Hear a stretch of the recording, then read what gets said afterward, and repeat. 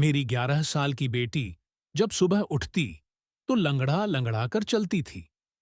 मैं अक्सर उसे स्कूल से छुट्टी करवा देती थी।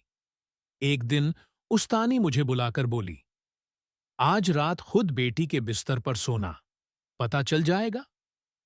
अभी मुझे लेटे हुए 5 मिनट ही हुए थे कि मेरी जान निकल गई। आज भी मैं अपनी बेटी को आवाज दे रही थी।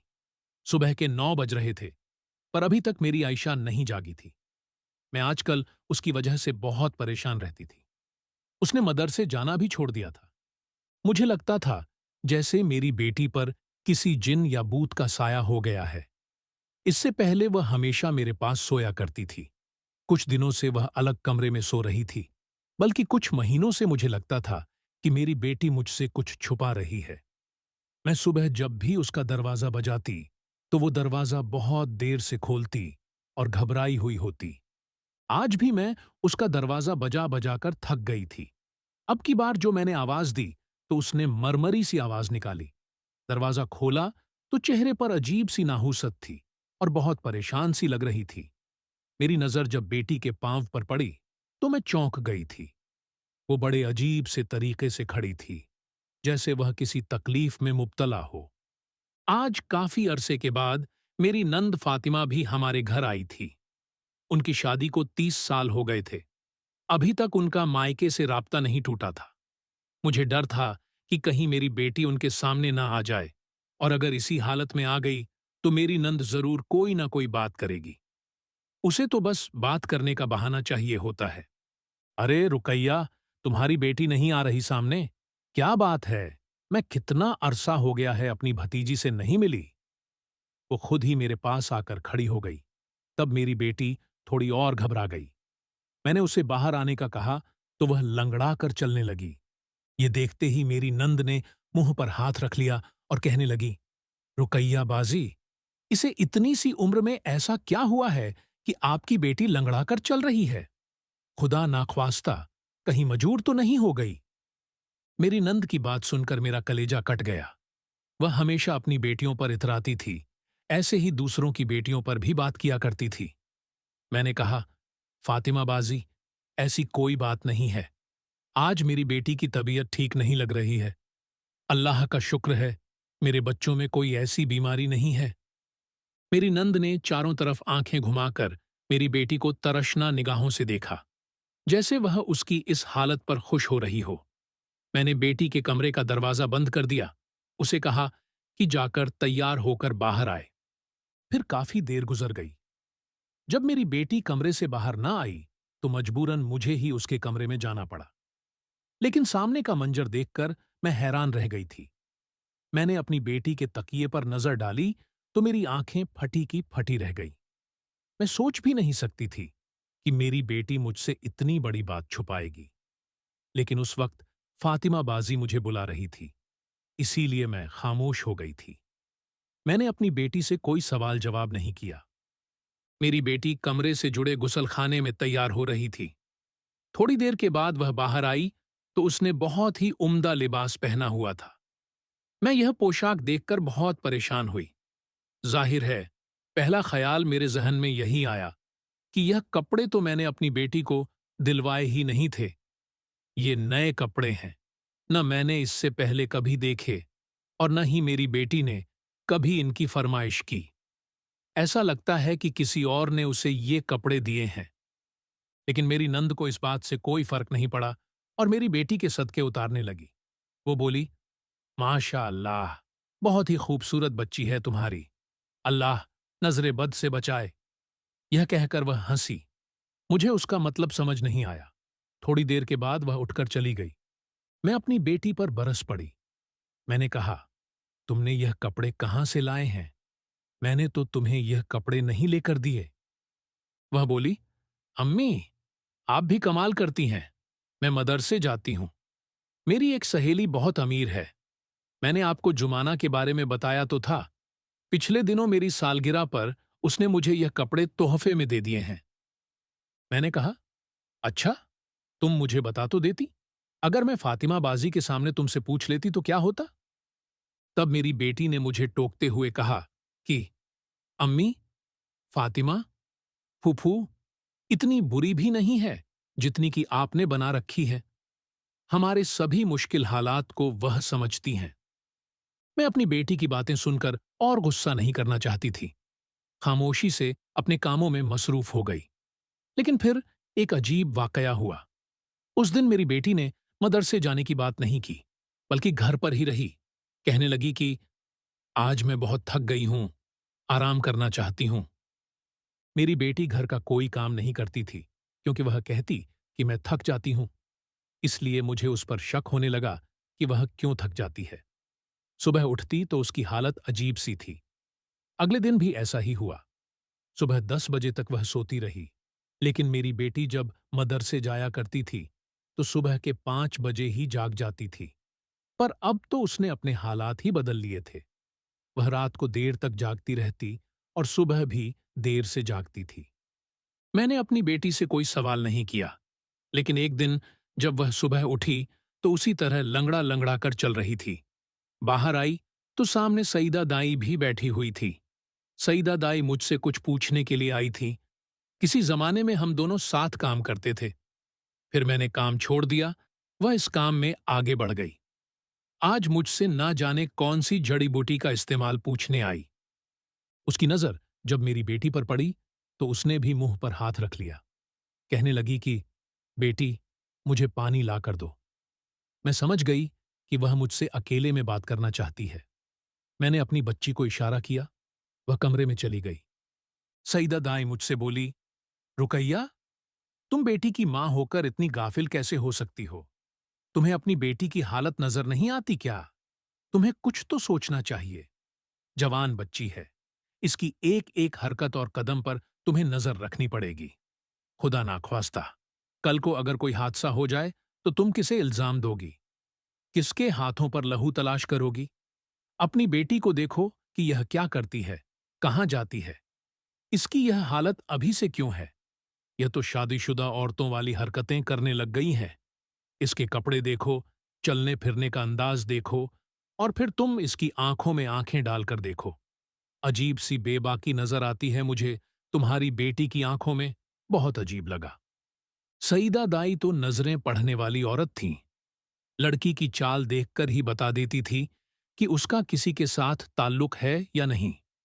उसने मेरी बेटी के बारे में ढके छुपे अल्फाज में जो बात कही थी, उसने तो मेरे पांव तले से जमीन खिसका दी थी। मैंने सोच लिया कि मैं अपनी बेटी पर दिन रात नजर रखूंगी। जहां भी यह जाएगी, मैं उसका पीछा करूंगी और देखूंगी कि वह क्या करती है। अगली सुबह जब मेरी बेटी उठी तो उसी तरह थी। उसकी हालत बहुत ज्यादा खराब थी। वह कहने लगी, अम्मा, मेरे पूरे जिस्म में दर्द हो रहा है, मुझे तेल से मालिश कर दो। मैंने कहा कि ठीक है। मैं गर्म तेल लेकर बेटी के कमरे में आई तो कुछ सोचकर उसने मुझे मालिश करने से मना कर दिया। वह बोली कि अम्मा, रहने दो, मेरा दर्द ठीक हो गया है। तुम मेरी मालिश ना करो, यहां से चली जाओ। मैं अपनी बेटी के चेहरे की घबराहट देखकर समझ गई थी कि वह मुझे अपना वजूद नहीं दिखाना चाहती। यकीनन उसे मुझसे कोई खतरा था कि मैं कुछ पहचान जाऊंगी या जान जाऊंगी, इसीलिए वह मुझसे बहुत कुछ छुपा रही थी। पर मेरी बेटी तो गैर शादीशुदा थी, न ही उसका किसी के साथ कोई ताल्लुक था। फिर ऐसा कैसे हो सकता था कि वह शादीशुदा औरतों वाली हरकत कर रही थी? मुझे सईदा दाई की बात याद आ गई कि तुम अपनी बेटी पर नजर रखो। मैंने कहा कि आज मैं तुम्हारे कमरे में ही सोऊंगी, इसलिए तुम कमरे के दरवाजे को खुला रखना। मेरी बात सुनकर उसने मुंह बना लिया और बोली कि ठीक है। लेकिन जैसे ही मैं 1-2 घंटे के बाद अपने काम मुकम्मल करके वापस बेटी के कमरे में आई तो देखा उसने अंदर से दरवाजे को बंद कर रखा था। मुझे बहुत हैरत हुई थी। मुझे गुस्सा भी आया।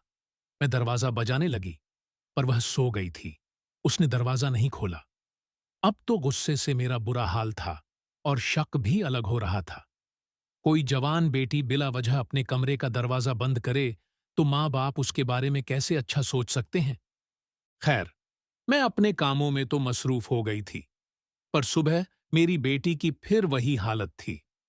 मैंने कहा कि आज मैं तुम्हारे मदरसे में साथ चलूंगी।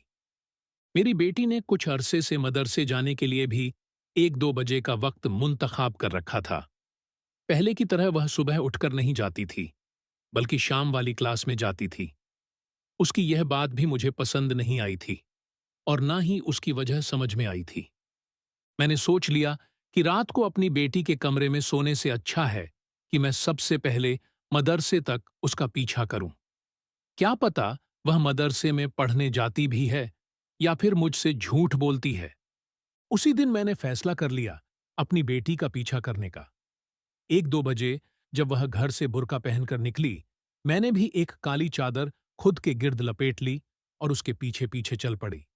मेरी बेटी मेरे ख्याल में कहीं और जा रही थी। मदरसे का रास्ता तो कुछ और था। फिर मेरी बेटी ने एक रिक्शे वाले को रोका, उसको पैसे दिए और रिक्शे में बैठकर मदरसे के लिए चल पड़ी। मैं हैरान हो गई कि मेरी बेटी के पास इतने पैसे कहाँ से आ गए कि वह रिक्शे वाले को भी पैसे दे रही है, जबकि मैंने तो कभी उसे कोई रकम नहीं दी थी कि वह अपने ऊपर खर्च करे। आज तो मेरी बेटी ने अच्छा जोड़ा भी पहन रखा था, रिक्शे वाले को भी पैसे दिए थे। मजबूरन उसके साथ साथ ही मुझे भी एक रिक्शा रोकना पड़ा। मैं उस पर बैठी। वह हमारे जानने वाले थे। मैं पैसे लेकर घर से नहीं निकली थी। उसने मुझे मुफ्त ही बेटी के मदरसे तक पहुंचा दिया। खुदा का यह तो शुक्र था कि मेरी बेटी मदरसे में ही गई थी। उसके अलावा वह और कहीं नहीं गई थी। मदरसे के आगे उसने रिक्शा रोका और अंदर चली गई। मैं भी उसके पीछे पीछे गई। मैंने देखा कि वह अपनी क्लास में जा रही थी। मुझे हैरत हुई थी। मैंने सोचा कि चलो, यहां तक तो मुझे कुछ नहीं मिला। हो सकता है अपनी बेटी के उस्ताद से कोई बात करूं तो वह मुझे कोई ना कोई इशारा दे दे। मैं प्रिंसिपल साहब के कमरे के पास ही मौजूद स्टाफ रूम में गई। वहां पर एक ही उस्तानी बैठी हुई थी, जिसका नाम नाजिया था। मैं उसे काफी अरसे से जानती थी। मैंने उससे पूछा, क्या आप अभी भी आयशा को पढ़ाती हैं? वह कहने लगी कि नहीं, आयशा पहले सुबह वाली शिफ्ट में पढ़ती थी तो मैं उसको पढ़ाती थी, पर अब वह शाम वाली शिफ्ट में पढ़ती है, इसलिए मैं उससे बात ही नहीं कर पाती। पर मैं आपको कुछ बताना चाहती हूं। ये सुनकर मेरे कान खड़े हो गए। मैंने कहा, मैं कुछ सुनने के लिए ही तो मदरसे में आई हूं। मैं जानना चाहती हूं कि मेरी बेटी किसी गैर मुनासिब हरकत में मुलव्वस तो नहीं है। आप मेरी बेटी को बहुत अच्छे से जानती हैं। मैं यह बात किसी और से नहीं कर सकती थी, क्योंकि अपनी बेटी की ही इज्जत का मसला है। मेरी बेटी ने ऐसी कोई हरकत नहीं की, मगर फिर भी मैं बेटी की मां हूं। मुझे बहुत फिक्र लाहिक है। मैं चाहती हूं कि अपनी बेटी के बारे में हर तरह की मालूमात रखूं। आप बताएं, आप मेरी बेटी के बारे में क्या जानती हैं? मेरी बात पर वह फिक्रमंद हो गई और कहने लगी, मैं आपको सिर्फ एक ही बात बता सकती हूं कि माशाअल्लाह, आपकी बेटी मदरसे में तो ऐसी कोई हरकत नहीं करती, लेकिन कुछ अरसे से उसमें अजीब सी तब्दीली आने लगी है। उसकी आंखों में अक्सर नींद सवार रहती है। ऐसा लगता है कि वह रात को घर से सोकर नहीं आती, लंगड़ाकर चलती है, कहती है कि मेरे पूरे जिस्म में दर्द हो रहा है, मैं बीमार हूं, मुझे छुट्टी दे दें। लेकिन इससे पहले आपकी बेटी बहुत ही बाकायदा से मदरसे आती थी। जहां तक बात है मदरसे की, हमारा माहौल बहुत सख्त है। हम बच्चियों को बाहर जाने की इजाजत नहीं देते। अगर कोई बच्ची बगैर इत्तला के मदरसे आना छोड़ दे, हम उसके माँ बाप को उसी दिन इत्तला देते हैं कि आज आपकी बच्ची मदरसे में नहीं आई। हमारे मदरसे में ऐसी कोई हरकत नहीं करती आपकी बच्ची जिस पर आपको परेशान होना पड़े। लेकिन आपको उसे घर में देखना चाहिए कि वह घर में क्या करती है और कैसे रहती है। और हाँ, रात को आप उसके कमरे में उसके साथ ही सोया करें। मुझे ऐसा लगता है कि वह रात को सोती नहीं है। क्या आप अपनी बेटी के साथ उसके कमरे में सोती हैं? मैंने नफी में सर हिला दिया कि नहीं जी, मेरी बेटी का कमरा तो अलग है। अब वो कहती है कि मैं बड़ी हो गई हूं, मेरी चीजें रखनी होती हैं, जिसके लिए मुझे अलग कमरे में सोना चाहिए, तो हमने उसे अलग कमरा दे दिया है। मेरी बात सुनकर नाजिया मैडम ने अपना सर पकड़ लिया और बोली, अम्मा जी, इस उम्र में बच्चियों को अलग कमरे नहीं देते, उनके साथ साथ रहा जाता है। उनकी एक एक हरकत पर नजर रखी जाती है ताकि कहीं वह अपने माँ बाप की इज्जत को मट्टी में न मिला दें। मैं उसकी बात सुनकर कांप कर रह गई थी। मैंने अपनी बेटी के बारे में तफसीर मुकम्मल कर ली थी, पर यहां से जो मुझे नाजिया उस्तानी ने बताया था वह भी काबिले तस्वीर था। मुझे वह तकिए वाला मंजर याद आने लगा जिसे मैंने अपनी बेटी के कमरे का दरवाजा खोला था। वहां पर 5-5 हजार के नोट पड़े हुए थे, पर उस वक्त भी मुझे समझ नहीं आया था कि मेरी बेटी के पास इतने सारे पैसे कहां से आए। हालांकि मैं घर में उसे 1 रुपया भी नहीं देती थी, पर अब वह खुद ब खुद अमीर होने लगी थी। खैर, मैं घर आ गई तो मेरे जहन में बहुत सारे सवालात उभर चुके थे। मैं सोचने लगी थी कि आखिर मेरी बेटी ने कहां से यह पैसे लाए, वह किन कामों में मुलव्वस है। लेकिन मैं उससे बराह राह रास्त यह बात नहीं कर सकती थी। खैर से रात का वक्त गुजरा। सुबह आए तो मेरी बेटी की फिर वही हालत देखकर मैंने पक्का इरादा कर लिया कि आज पूरा दिन अपनी बेटी के साथ रहूंगी और रात को भी उसके साथ उसके कमरे में ही सोऊंगी। चुनांचे मैंने ऐसा ही किया। मैं अपनी बेटी के मदरसे से आने के बाद सारे काम करके फारिग हो चुकी थी। मैं उसके कमरे में बहाने से चली गई। मैंने सोचा कि आज बेटी के कमरे की सफाई करूंगी ताकि मुझे कोई ना कोई और भी इशारा मिल सके। मैं जैसे ही उसके कमरे में गई, मेरी बेटी चौंक कर मुझे देखने लगी और बोली, क्या बात है अम्मा, आपको कुछ जरूरत है? मैंने कहा, जरूरत तो नहीं, पर तुम्हारे कमरे से काफी दिन हो गए हैं, मैंने सफाई नहीं की, मैं सफाई करना चाहती हूं। आयशा उठकर खड़ी हो गई और बोली, अम्मा, क्या आप इन कामों के लिए रह गई हैं? आप सफाई करेंगी मेरे कमरे की? आप बैठें, मैं सफाई करती हूं, आपके सामने ही करूंगी। अगर आपको लगता है कि मैं अपना कमरा गंदा छोड़ दूंगी, तो ऐसा हरगिज नहीं है। यह कहकर आयशा ने मेरे हाथ से झाड़ू वगैरह ले लिया, मुझे बेड पर बिठा दिया और खुद झाड़ू पोंछा करने लगी। मेरी नजरें उसके कमरे पर ही थीं। मैं चारों तरफ देख रही थी। मुझे बिल्कुल नए कपड़े नजर आ रहे थे। मैंने उठकर आयशा की अलमारी खोली। आयशा फौरन चौंक कर मेरे पास आई और बोली, अम्मी, क्या चाहिए? मैंने उसे झटक दिया और कहा, यह तुमने क्या? अम्मी, अम्मी लगा रखी है। मेरी बेटी का कमरा है, क्या मैं देख नहीं सकती कि इसमें क्या है? मैंने अलमारी खोली तो उसमें बिल्कुल नए कपड़े लटक रहे थे। कपड़े देखकर मेरे होश उड़ गए। मुझे नाजिया उस्तानी की बात याद आ गई, जिसने कहा था कि आपकी बेटी की तो कोई सहेली ही नहीं है। कपड़े देना तो दूर की बात, वह किसी से बात तक नहीं करती। आजकल वह बहुत खामोश रहती है। सालगिरह वाली बात भी झूठी थी। मेरी बेटी ने मुझसे कहा था कि उसे कपड़े उसकी किसी सहेली ने दिए हैं, लेकिन ऐसा कुछ भी नहीं था। यहां आकर मुझे पता चला था कि मेरी बेटी मुझसे झूठ बोल रही है। मेरी बेटी ने तकिए के नीचे फिर भी कुछ छुपा रखा था। मैंने तकिया उठाया तो उसके नीचे मेकअप की चीजें थीं। बेटी के चेहरे का रंग उड़ने लगा। मैंने पूछा, यह सब कहां से आया? तो वो बोली, अम्मा, आप गुस्सा करेंगी। दरअसल मैं ट्यूशन पढ़ाती हूं, बच्चों से पैसे लेती हूं, तो इस तरह की चीजें लाती हूं। और ये सब कपड़े तो मैंने इस्तेमाल शुदा लिए हैं। यह मेकअप भी इतना महंगा नहीं है। अम्मा, बस मुझे शौक है।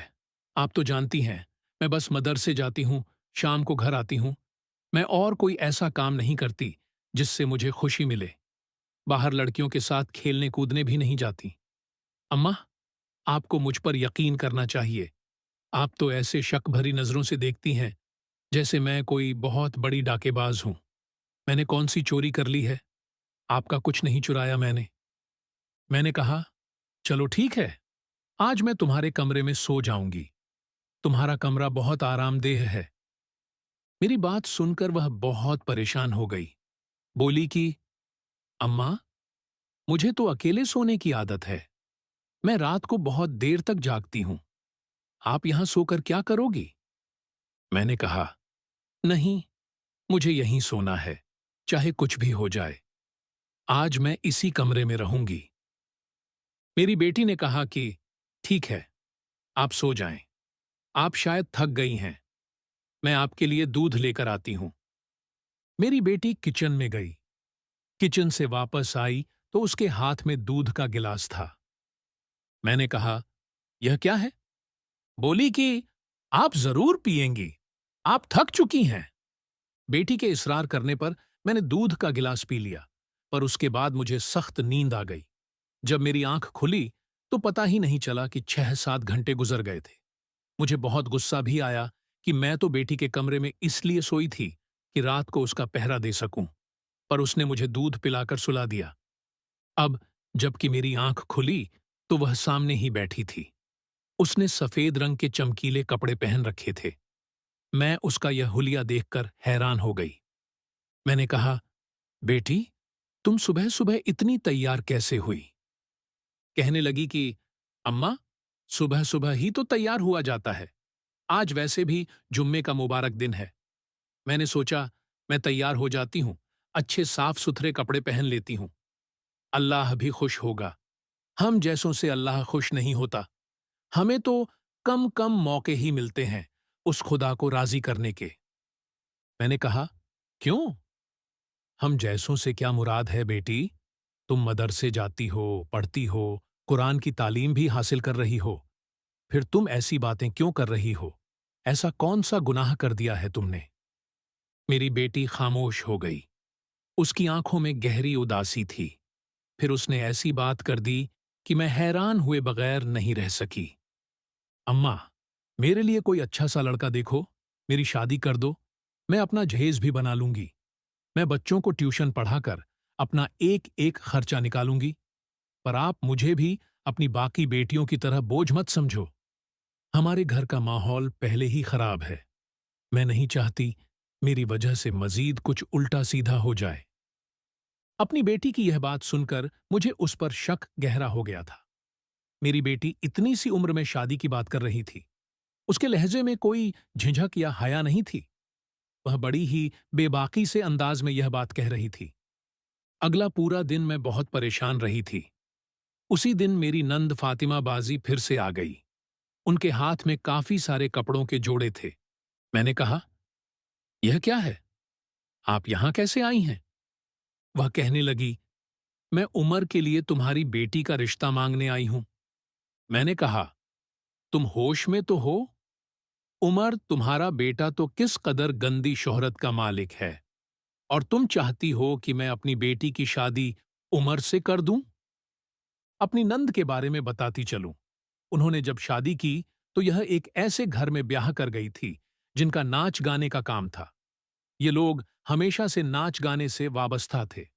मेरी नंद ने कहा था कि अब मेरी खातिर मेरा शौहर यह काम छोड़ देगा। शादी के कुछ अरसे बाद पता चला कि फातिमा के शौहर ने फिर से यह काम शुरू कर दिया है और अब फातिमा को भी अपने साथ काम में मिला लिया है। यह सुनकर हमें बहुत तकलीफ हुई थी। हम तो फातिमा से राबते में भी नहीं रहना चाहते थे, पर फिर भी फातिमा ने कुछ न कुछ करके हमसे राबता कर लिया, हमारे घर आना जाना शुरू कर दिया। और अब वह अपने बेटे उमर का रिश्ता मेरी बेटी के लिए लेकर आई थी। मुझे बहुत अजीब सा लगा था। इससे पहले फातिमा की हिम्मत नहीं हुई थी कि वह हमारे घर का रिश्ता मांगे, लेकिन आज वह किस जुर्रत से मेरे घर की दहलीज पर खड़ी मुझे ललकार कर मेरी बेटी का रिश्ता मांग रही थी। मैंने पूछा कि तुम यह सब क्यों कर रही हो? तो वह कहने लगी, इसलिए कि तुम्हारी बेटी भी हम जैसी है। वह हमारे साथ काम करती है और मैं उसे हर रात लेकर जाती हूं। घंटों नाचती है वह। तुम्हें क्या लगता है मैं तुम्हें ऐसे ही बख्श दूंगी? मैंने तुमसे अपना पूरा बदला ले लिया है। याद है मेरी शादी के शुरू के दिनों में तुम मुझे नाच गाने वाली और ना जाने कैसे कैसे अल्फाज से नवाजती थी। अब पता चला कि जब अपने से मोहब्बत करने वाले लोग किसी ऐसे काम से वाबस्ता होते हैं जो कि मुआशरे में काबिल कबूल नहीं होता, तो कितना दुख होता है इंसान को। मुझे भी हुआ था जब तुमने मेरी शादी की मुखालिफत की थी। अब चुपचाप करके अपनी बेटी का रिश्ता उमर को दे दो, वरना तुम्हारे लिए बहुत बुरा हो जाएगा। जिंदगी में कभी भी सर उठाकर जी नहीं सकोगी। मेरा उमर अभी तुम्हारी बेटी को कबूल करेगा, बाद में नहीं। यह सुनकर पछतावा, निदामत, बेबसी, न जाने क्या क्या महसूस हुआ था मुझे। पर अब मेरे पास फातिमा की बात मानने के अलावा और कोई चारा नहीं था, क्योंकि जब अपनी ही बेटियां दागदार निकलें तो इंसान दूसरों का गरेबा नहीं पकड़ सकता।